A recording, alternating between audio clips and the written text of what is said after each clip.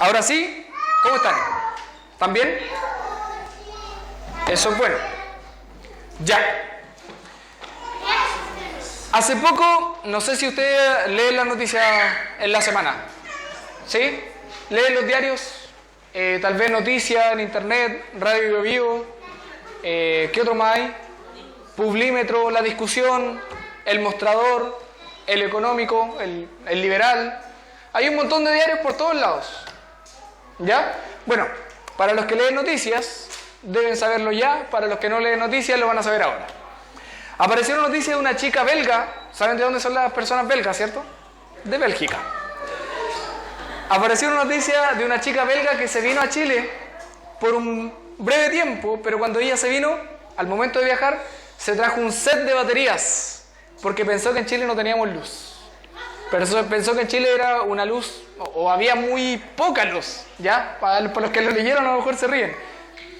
La familia, nos cuenta la noticia, le preguntaba desde allá, desde Bélgica, si es que en Chile habían cines o si algunas personas seguían viviendo en cuevas. ¡Qué loco, ¿no? El mundo europeo piensa así de los países latinoamericanos generalmente, ¿ya? Ellos creen que son el límite de la evolución muchas veces, de la evolución humana, mientras que desde Latinoamérica pensamos al revés. ¿Cuántos de aquí han pensado en vivir en Europa en algún momento? ¿Hay alguno de aquí que se haya querido ir a Europa? Yo levanto mi mano igual porque también lo he pensado. ¿Sí? Hay varios de aquí que lo han pensado. Es común que la gente en general piense que en querer mudarse a Europa por las bondades económicas, por la seguridad. Allá es muy difícil que un país europeo tenga rejas, por ejemplo. A diferencia de aquí, que no solamente le ponen la reja, sino que además le ponen los dientes de, ¿cómo se llama? Dientes de tiburón, le ponen el techito para que nadie entre, le ponen doble llave, doble cerradura, una tercera por fuera, un candado, un montón de cuestiones por seguridad. Pero allá están las bondades económicas.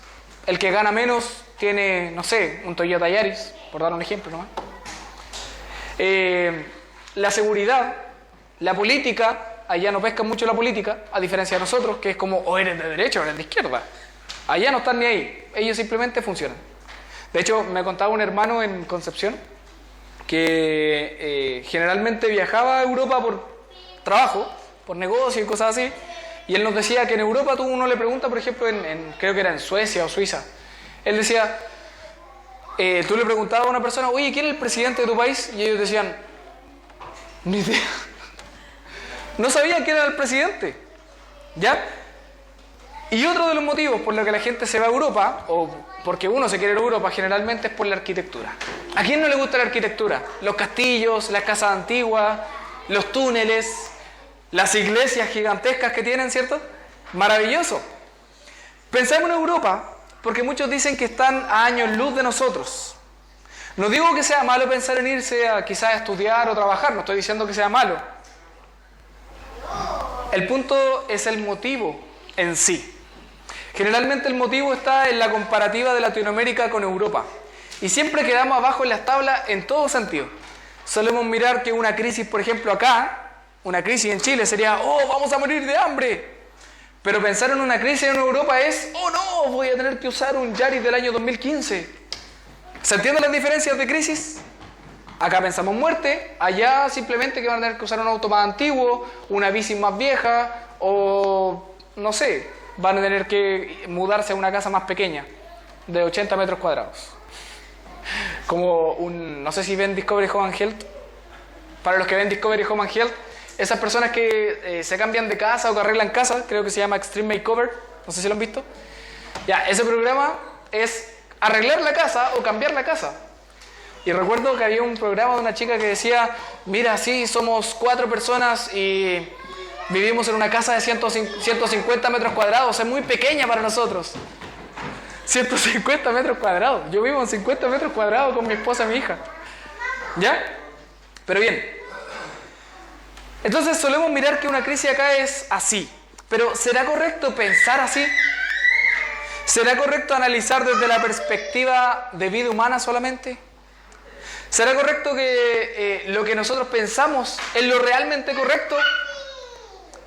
¿O también podríamos pensar, ¿qué nos dice Dios acerca de todo esto? ¿Será que Dios tiene algo que decir en torno a esto? ¿Qué piensan ustedes? Ciertamente lo tiene que decir, y créanme, cuando les digo que este tipo de pensamiento existe, no existe solamente hoy día. No es un pensamiento que es como que, ay, a los chilenos somos así, o los latinoamericanos somos así. No, esto existe desde tiempos inmemorables. Desde tiempos inmemorables. Y es de eso justamente de lo que trata la última parte del capítulo 2 de Sofonías. Quiero que abran sus Biblias. Sofonías, capítulo 2, versículos del 13 al 15. Sofonías, capítulo 2. Recuerden, Sofonías, Antiguo Testamento, uno de los profetas menores, casi al final del Antiguo Testamento. Sofonías 2. Bonita su Biblia. Sofonías capítulo 2, del 13 al 15. ¿Lo tienen? ¿Sí? Recuerden, si no saben dónde buscarlo, en la parte de adelante de la Biblia hay un índice. Allí les dice la página exacta dónde está. Bien, para los que lo encontraron, mientras tanto, mientras lo buscan,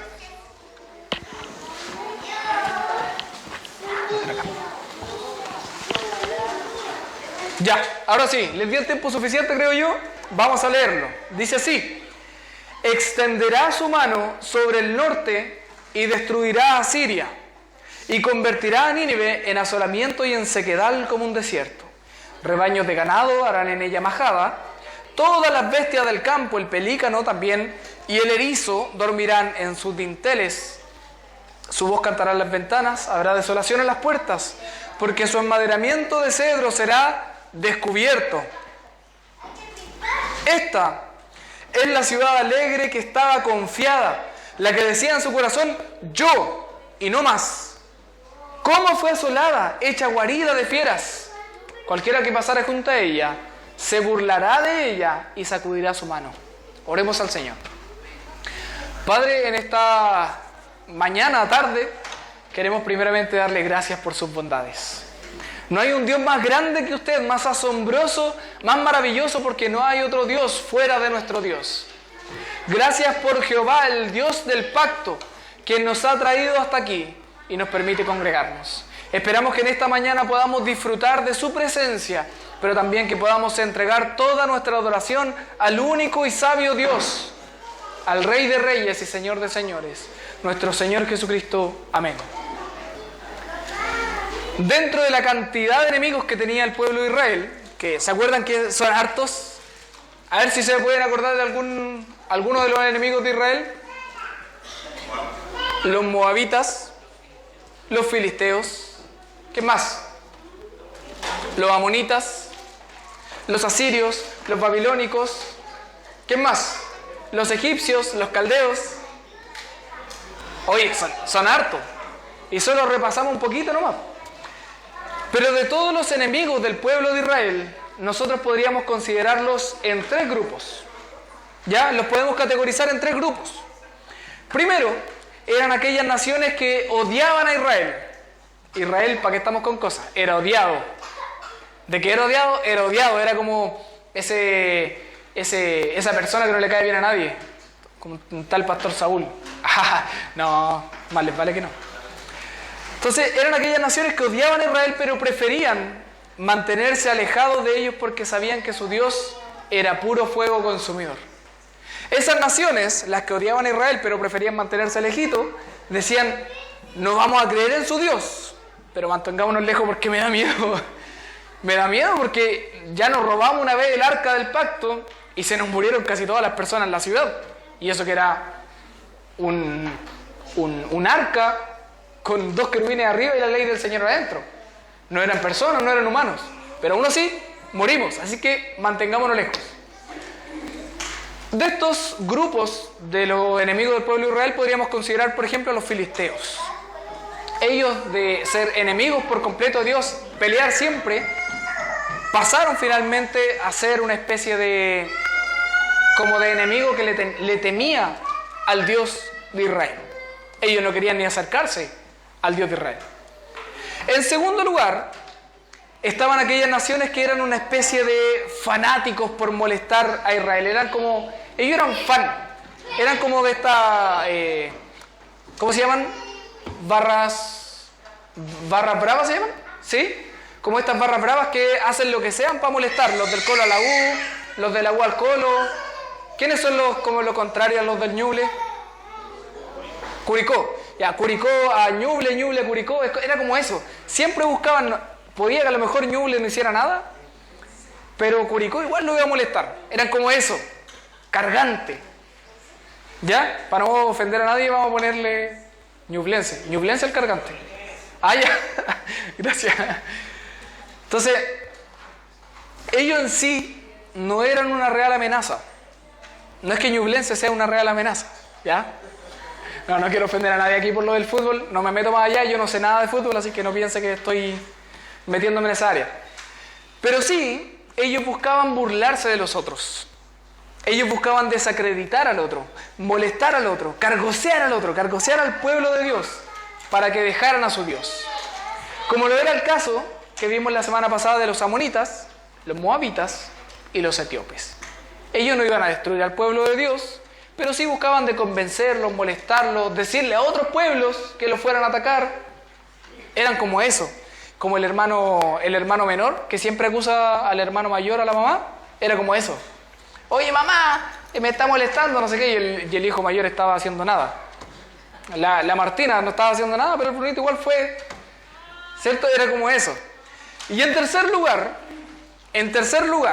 estaban las naciones que eran de temer. Ya no eran solamente las naciones vecinas, ya no era solamente aquella nación que le tenía miedo a nuestro Dios, ya no era solamente aquella nación que estaba pegada en la región de 2 regiones más arriba, ¿cierto? No era Curicó, sino que en este caso eran naciones que destruían todo a su paso. No les importaba matar, no les importaba violar, no les importaba esclavizar, no les importaba siquiera usar sus cabezas en las murallas como trofeos. Como lo era el caso de los asirios y los babilónicos, que buscaban 1000 formas para dominar todo lo que existía. Ellos eran los pueblos malos. Lo que en aquel entonces se les podía llamar, por ejemplo, los que son de Venezuela me van a entender, los imperialistas. Ellos eran los imperialistas, los malvados. ¿Ya? De estos 3 grupos ya vimos a 2 naciones que el Señor juzgó, ¿cierto? Y también al propio pueblo. Vimos el juicio de Dios a aquellas naciones que miraban de lejos. Yo los voy a juzgar por no creer en Dios. Luego, el Señor envía nuevamente juicio y dicen, yo los voy a juzgar porque molestan a mi pueblo. Eran como el papá que defiende a su hijo menor, ¿cierto? Y el tercero, que es de quien vamos a hablar hoy día, el Señor viene a entregar juicio. El Señor viene a entregar juicio a aquellas naciones malvadas. El Señor viene a entregar juicio a aquella nación que busca su propia gloria. El Señor viene a buscar juicio a aquel que trata de robar su gloria. Ahora el texto nos quiere mostrar este tercer grupo. Este es el tercero y más complejo. Lo que para hoy sería una especie de asesino en serie. ¿Conocen a los asesinos en serie, cierto? No sé si vieron estas series nuevas que han aparecido. ¿Cómo se llama esta serie del chico de lentes? Jeffrey Dahmer. Usted la vio, parece. Jeffrey Dahmer. El tipo que mató a 17 personas, ¿cierto? En el caso de los asirios, que es de quien vamos a hablar hoy día, era como un Jeffrey Dahmer de su época, pero no matando solamente a personas puntuales, sino que matando a naciones completas. ¿Ya? Dice el versículo 13. 13, versículo 13. Y extenderá su mano sobre el norte y destruirá a Siria y convertirá a Nínive en asolamiento y en sequedal, como un desierto. Parece rima, ¿cierto? ¿Se acuerdan cuando les expliqué lo que era extender la mano en el texto bíblico? ¿Se acuerdan lo que era? Extender la mano era eso. Cuando dice la Biblia, y extenderá mi mano sobre esa nación, eso era. Los va a aplastar, los va a destruir. Era un golpe poderoso sobre esas naciones. Era una acción de temer capaz de desmenuzar capaz de destruir, capaz de desarraigar, capaz de fulminar todo. Eso es lo que está diciendo el Señor. Extenderá su mano, fulminará a los del norte y a Siria. Dios extenderá su mano hacia el norte, hacia donde estaba el imperio más malévolo que podía existir en aquel entonces. Antes de los babilónicos, el imperio asirio. Ellos tenían su capital en una ciudad, que aparece aquí, ¿cierto?, en Nínive. ¿Se fijan que primero dice destruiré a Siria y luego dice que convertirá a Nínive? Perdón. Nínive, si nos ponemos a hablar de ella, era una metrópolis sin igual en aquellos días. Si ustedes buscan en internet la arquitectura de Nínive en aquella época, hace casi 3000 años ya, se van a encontrar con edificios gigantescos. De hecho, si ustedes busquen después, no lo busquen ahora obviamente, van a encontrarse con edificios gigantescos. Ayer me encontré con una arquitectura de aquella época, que al parecer venía de los asirios, que después lo usaron los babilónicos, que era una forma de congelar cosas. Hace 3000 años ellos podían congelar cosas en pleno desierto. Era impresionante. Muchos de estos edificios aún perduran y siguen siendo una de las maravillas del mundo antiguo. Nínive era considerado, por ejemplo, a lo que para hoy día nosotros sería Nueva York. ¿Cuántos consideran a New York como una de las ciudades más potentes del mundo? Tal vez Chicago, tal vez Shanghai, en China. Una ciudad que parecía casi imposible destruirla, iba a ser destruida por Dios. Esa ciudad, dice el texto bíblico, sería el hazmerreír de todos. Esa ciudad que estaba a altura, esa ciudad que trataba de engrandecerse más, ¿quién nos va a venir a destruir aquí? Aquí estamos nosotros. Esa ciudad iba a ser destruida e iba a quedar en desolación, dice el texto. Tanto así que esa ciudad tan grande, imagínense, por ejemplo, Nueva York o Chicago o Shanghai, tanto así que esa ciudad iba a parecer desierto. Imagínense a Nueva York como desierto. Difícil, ¿cierto? No podría. Sería casi imposible. Nuevamente, en aquel entonces era algo casi imposible pensar en eso. ¿Quién podría vencer a naciones tan imponentes como Asiria? ¿Quién destruiría a las potencias del mundo antiguo? Dios lo hizo. Dios lo hizo. Porque Dios es el Rey de Reyes. Es el Dios fuerte y celoso que no tiene problema en destruir a las naciones que quieren tomar el lugar de Dios. El pueblo de Israel decía, pero Señor, nos van a venir a atacar, nos van a matar, nos van a destruir, ¿qué vamos a hacer? Y Dios le decía, así tal cual, le decía con voz poderosa, ¿por qué se preocupan? No temas, no temas a quien puede destruir tu cuerpo. No temas a quien puede destruir tu carne. Teme a aquel que puede destruir tu espíritu. Teme a aquel que puede enviar al infierno a tu espíritu. Eso es lo que está diciendo. ¿Cierto, Malak? ¿Sí?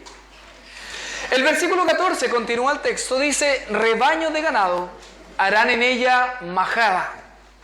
Todas las bestias del campo, el pelícano, el erizo, dormirán en sus dinteles. Su voz cantará en las ventanas. Habrá desolación en las puertas, porque su enmaderamiento de cedro será descubierto.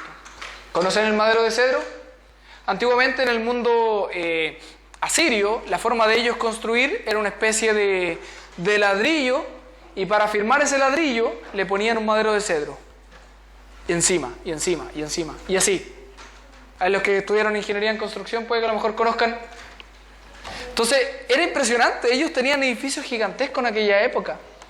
Hablar de un edificio de 30 metros hoy día es como, oye, igual es alto el edificio, pero hace 3000 años... edificios de 30 metros, ¡wow!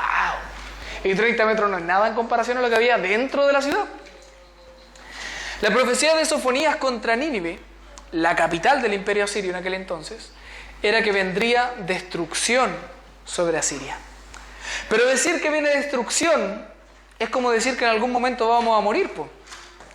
Si yo te digo, por ejemplo, Daniel, en algún momento vas a morir, es como... obviamente, ¿cierto? Voy a morir en algún momento. Y todos nosotros vamos a morir en algún momento. Ustedes me podrían decir, pero es lo más normal del mundo, ¿cierto? Voy a morir. Entonces no nos podemos quedar solamente en el versículo 13, porque si nos quedamos con el versículo 13, ¿qué va a pasar? Vamos a decir, ya, serán destruidos, algo común. Pero aquí el versículo 14 nos quiere mostrar lo que viene para el futuro. Lo que viene para el futuro de ellos, obviamente, en nuestro pasado. Dice que los rebaños de ganado harán en ella una majada. ¿Conocen lo que es una majada? ¿Habían escuchado de una majada? A lo mejor leído, no sé. Una majada era antiguamente se conocía como la casa del rebaño. Era un lugar, en un espacio abierto, generalmente circular, donde se dejaban los rebaños todos juntos a descansar. Eso era. Los rebaños podían ser tal vez ovejas, podían ser cabras, podían ser vacas, ¿ya? Tal vez otros animales. Pero el asunto es que aquellos rebaños no estaban en medio de la metrópoli. ¿Se imaginan tal vez rebaños dentro de la ciudad? Es raro eso. Es como si alguien trajera ovejas a la plaza de Chillán, ¿cierto?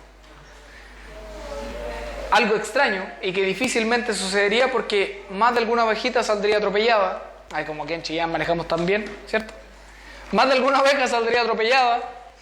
Más de alguna oveja la robarían. ¿Para qué estamos con cosas? E incluso las ovejitas andarían todas estresadas en medio de la ciudad por los edificios, por las bocinas, por los autos, por todo, ¿cierto? Ahora, imagínense al revés. El olor de la caca de las ovejas en medio de la ciudad. Qué desagradable, ¿no? Así que obviamente los pastores de aquella época, los pasteros de ovejas, eran inteligentes. Ellos no decían, uy, voy a ir a criar a mis ovejas a, no sé qué calle hay aquí, conocida, no sé, O'Higgins con Ecuador. No, pues, porque pasan todos los autos, puede pasar algo, puede haber accidente. Lo que los pastores de aquella época hacían eran llevar a las ovejas fuera de la ciudad. Ellos decían, los rebaños son de afuera, los llevaban generalmente a pastar y a dormir en las montañas verdes, que eran montañas bastante raras en aquella época, pero existían, eso era lo interesante, existían. Ahora, la profecía que nos está mostrando Sofonías dice que aquellos rebaños harían su hogar en medio de la ciudad. Nuevamente, extraño. No solo habría destrucción, sino que quedaría tan desolada, tan vacía, tan destruida Nínive, que los animales se sentirían nuevamente como en casa. Solo estarían los animales y nada más. No habría humanos.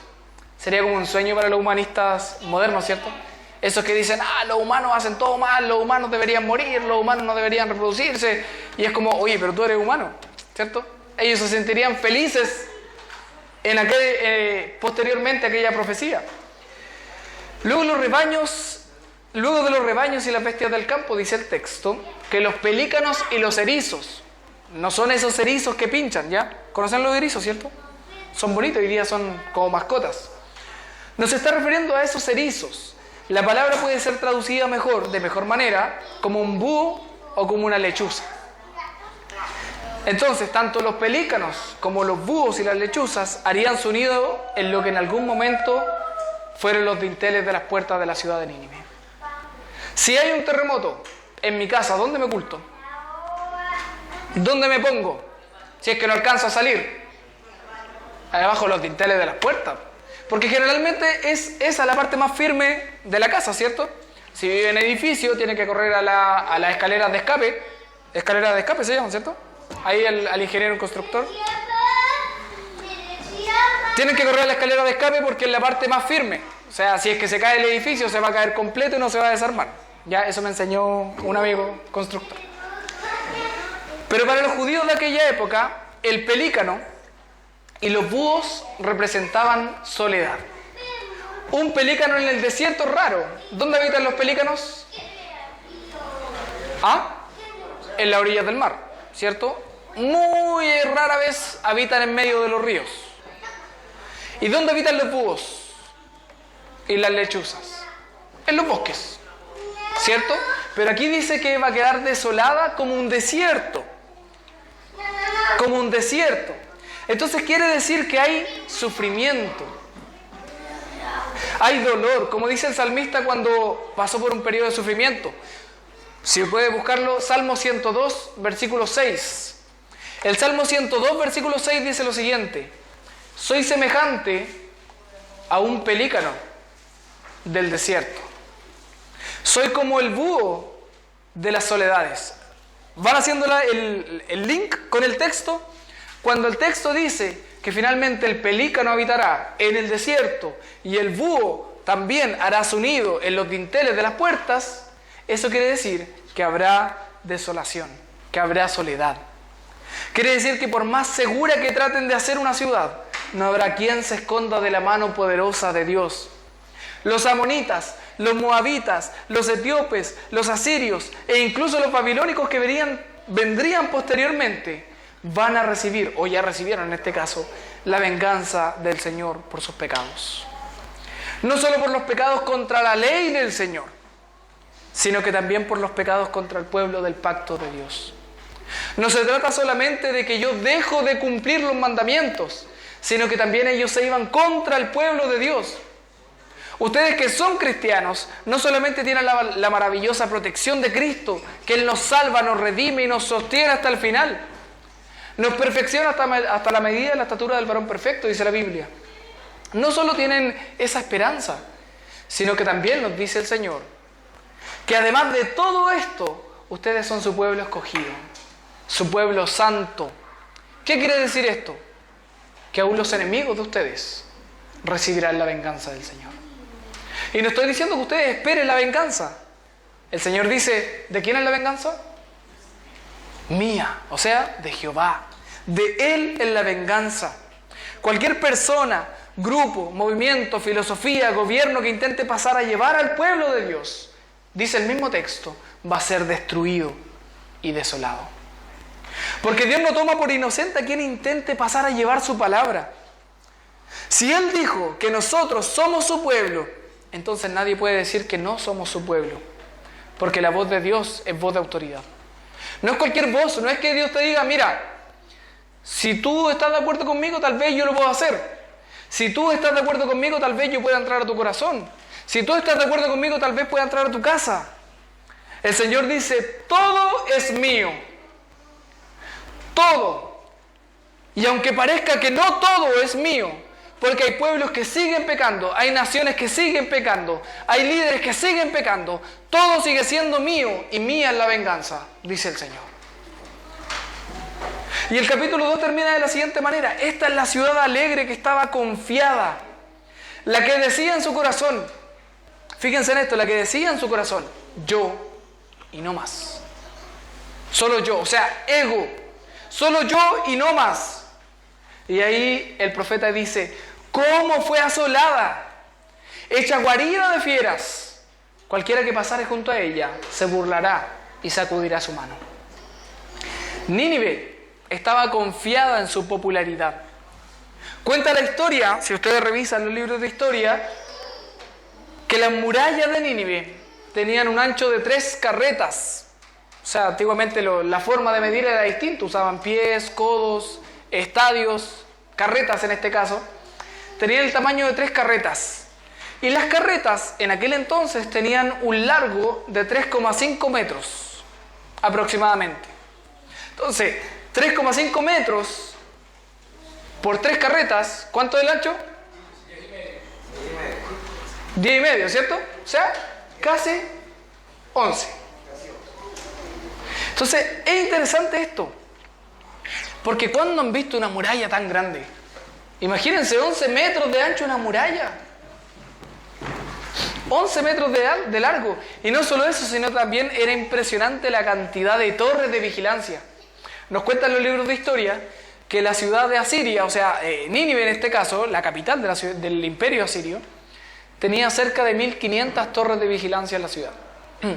1.500. O sea, gigante, ¿no? 1.500 torres de vigilancia. ¿Quién podría destruir en aquel entonces una ciudad tan amurallada, tan segura? Yo me imagino a los asirios se sentirían súper seguros, pero miren, hay un montón de vigilantes por todos lados, hay un montón de seguridad por todos lados, hay unas torres gigantescas. ¿Quién nos va a destruir? Ellos eran como una especie de Finlandia o Noruega hoy día, como comparando con nuestro contexto. Es difícil que estos países, Finlandia y Noruega, se transformen en países pobres, ¿cierto? ¿Quién podría pensar en que Finlandia a lo mejor se transforme en un país pobre? A no ser que le tiren una bomba nuclear. Pero aun cuando le tiren una bomba nuclear, en 10 años más ya tienen una ciudad más grande que Santiago, no sé. Como lo que pasó con Japón. Japón no es una potencia económica, pero aún así, Hiroshima, ¿en cuánto tiempo? ¿50 años? ¿Es una de las ciudades más grandes del mundo? Más grande hacia todos lados. Entonces, por el contrario, los países del mundo tratan de imitar muchas veces a estos países, ¿cierto? Si nosotros decimos, oye, queremos ser como, ¿qué va a salir? Noruega, Finlandia, Irlanda. Siempre vamos a decir, queremos ser como el otro, queremos parecernos al otro, queremos ser iguales al otro. ¿Por qué? Porque intentamos imitar su sistema económico de bienestar, por ejemplo. O como decíamos al principio, muchos de nosotros intentamos vivir allá. Porque creemos que esos países son seguros, que esos países son tranquilos, que en esos países no pasa nada. De hecho, recuerdo un documental que vi en algún momento que decía que en Finlandia los padres no necesitan ir a dejar a sus hijos o ir a buscarlos al colegio porque ellos llegan solos. Muchos de ellos llegan caminando, muchos de ellos llegan en bus. Y que no les importa porque es muy raro que pase este tema de robar a un niño. Hoy día yo le pregunto, ¿ustedes dejarían que sus hijos se vayan solos al colegio? Son muy pocos los padres los que dejan que sus niños se vayan solos al colegio, ¿cierto? Por eso Nínive estaba alegre y estaba confiada. Ellos decían, ¿qué nos va a pasar? Somos la ciudad más grande del mundo. Somos la ciudad con muchos guerreros, quizás la ciudad que tenga más guerreros en todo el mundo. Tenemos unas murallas, y en esto no estoy exagerando, murallas de 30 metros de alto. Imagínense, murallas de 30 metros de alto. Imagínense los edificios de adentro. Nuestra economía es la mejor que pueda existir. Estamos seguros, ¿qué nos va a pasar? Aprovechemos de vivir. Como dice el texto al principio, en el versículo 15, yo y no más. Aprovechemos, vivamos como queramos. Como dice la Biblia, comamos y bebamos, que mañana volveremos. Así piensa el impío, yo y no más. Aquellos que se deleitan en el pecado no confían en Dios. Y no se trata de que conozcan que están pecando, no se trata de que sepan racionalmente que están pecando. Estoy pecando, no. No solamente eso, claro, si lo saben, peor aún. Sino que no toman en cuenta a Dios para su vida sabiendo que existe Dios. Sino que confían en el bienestar de la ciudad, de la economía, del gobierno. Confían en el bienestar de un presidente más joven. Confían en el bienestar en el presidente más viejo. Confían en el bienestar, no sé. ¿Cuáles son las excusas que sacamos muchas veces los humanos políticamente hablando? Siempre queremos algo, algún humano, algún sistema que trate de hacernos sentirnos seguros.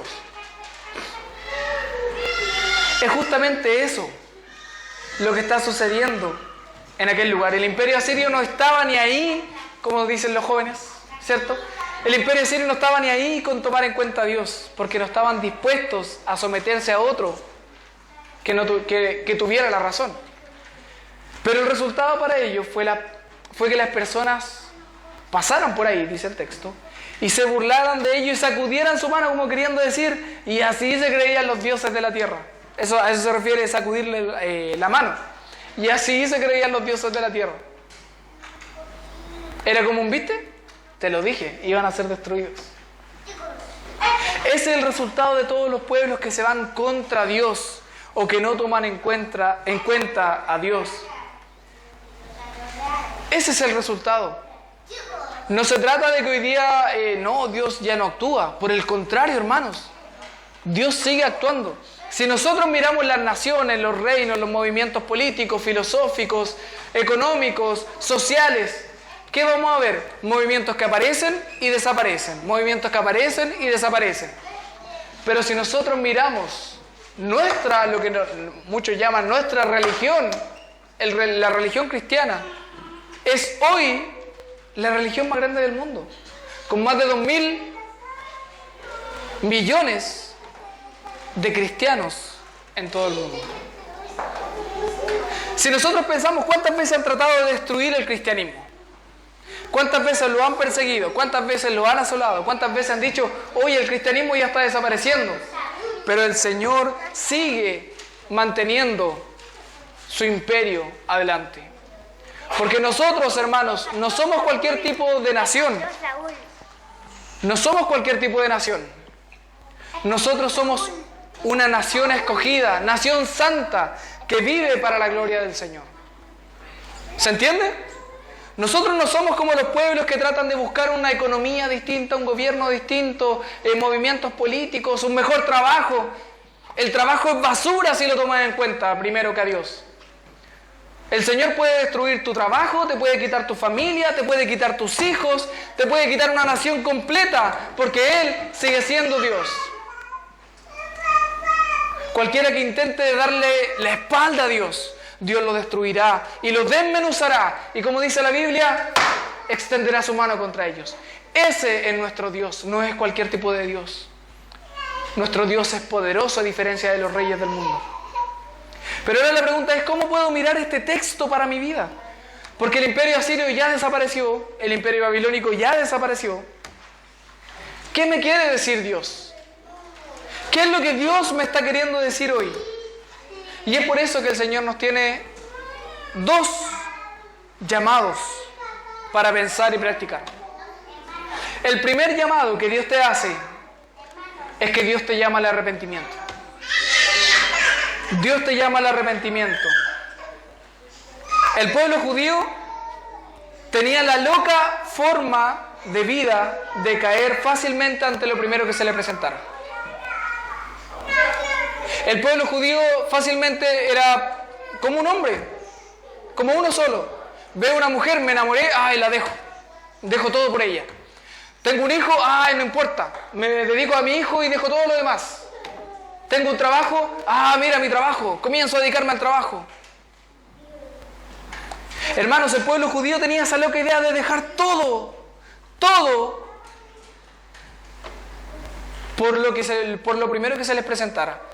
E incluso eran capaces de dejar a Dios. Los moabitas le presentaron a Baal y ellos adoraron a Baal.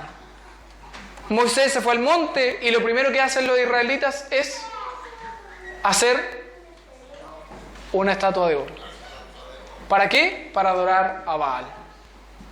Los amonitas le dicen que es bueno confiar en las naciones más poderosas, más grandes, y copiar sus estándares éticos. Es que ese estándar es mucho mejor que el bíblico.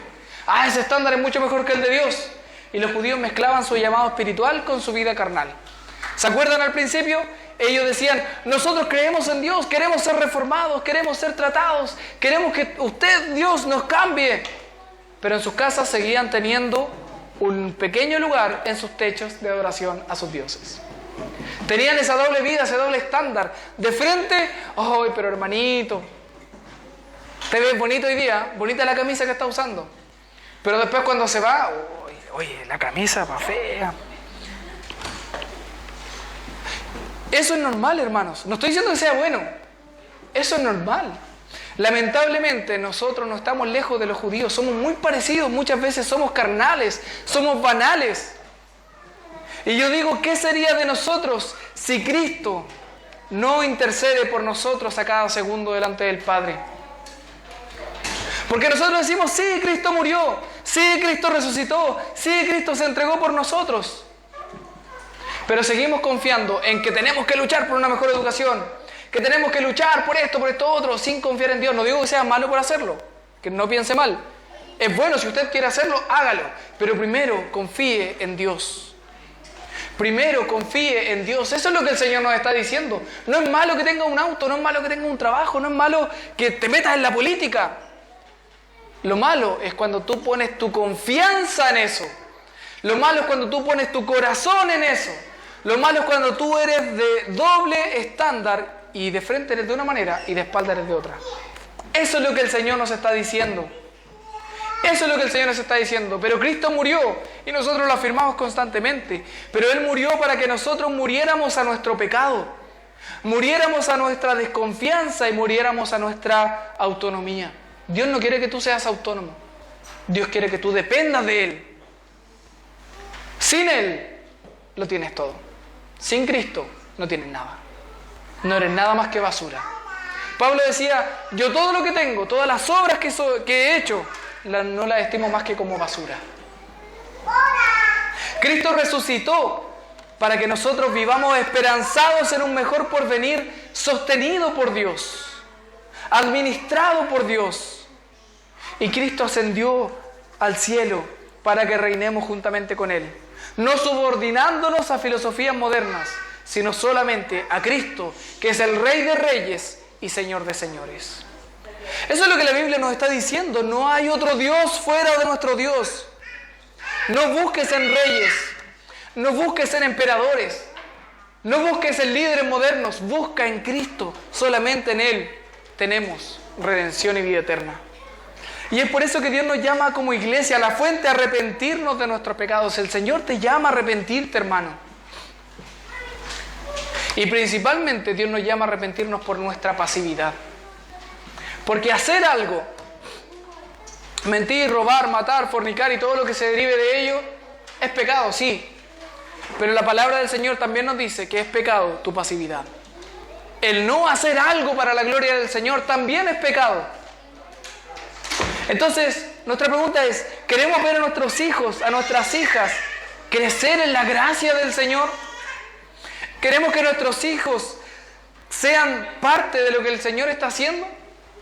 Y nosotros decimos, sí, yo quiero que mi hijo sea cristiano, yo quiero que mi hijo crezca en el cristianismo, yo quiero que mi hijo crezca y a lo mejor predique, no sé. Queremos muchas cosas. Entonces el Señor nos dice que tenemos que profundizar más en la doctrina bíblica. Esa doctrina que nos lleva al arrepentimiento, pero al mismo tiempo nos hace un llamado a confiar en Él. Y es por eso que el Señor nos llama a lo segundo. Y con esto terminamos. El Señor nos llama a tener esperanza. Hay destrucción, hay pecado, hay desolación, sí. Pero el Señor nos llama a tener esperanza. Porque en este mundo a veces vivimos de frustración en frustración. Como el pueblo judío de aquella época. Ellos se la pasaban frustrados porque eran atacados por naciones más poderosas o porque eran molestados por otras naciones con filosofías más influyentes, ¿cierto? Y nosotros muchas veces nos sentimos así. Somos bombardeados por una ética absurda y sin sentido, que no tiene base. O somos molestados por lo que se conoce como la filosofía de la mayoría. Eso de, si no crees lo que la mayoría cree, entonces estás mal, ¿cierto? Lamentablemente somos molestados por eso. Entonces a veces nosotros decimos, o hacemos caso a los moabitas y a los amonitas, o a los asirios vendrán por ti.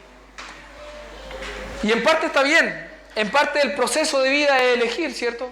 A veces tenemos que elegir, a veces tenemos que tomar decisiones, a veces las decisiones te van a dejar solo.